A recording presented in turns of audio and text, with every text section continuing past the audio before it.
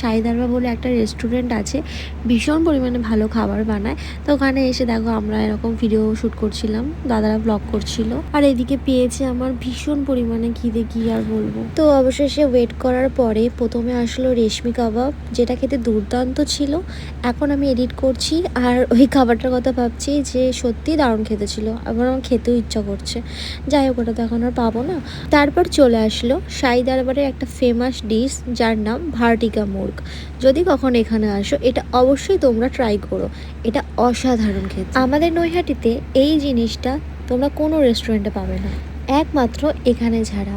আর এটা ঝাল মিষ্টি মানে কোনো কিছু কমতি নেই, দারুণ খেতে, দারুণ। দেখো আমরা বাঙালি, তাই প্রথম থেকে চামচ দিয়ে খেলেও লাস্টে এসে কিন্তু হাত দিয়ে আমাদেরকে খেতেই হবে। এটা কিন্তু আমি করি, তোমরা কারা কারা করো এটা আমাকে কমেন্ট বক্সে জানাও।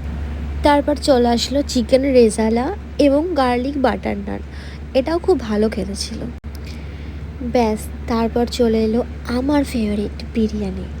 আমার বিরিয়ানি খেতে ভীষণ ভালো লাগে, আর আমি মাটন খাই না যেহেতু, তো সেই কারণে চিকেন বিরিয়ানি জাস্ট ওয়াও লাগে, ওয়াও।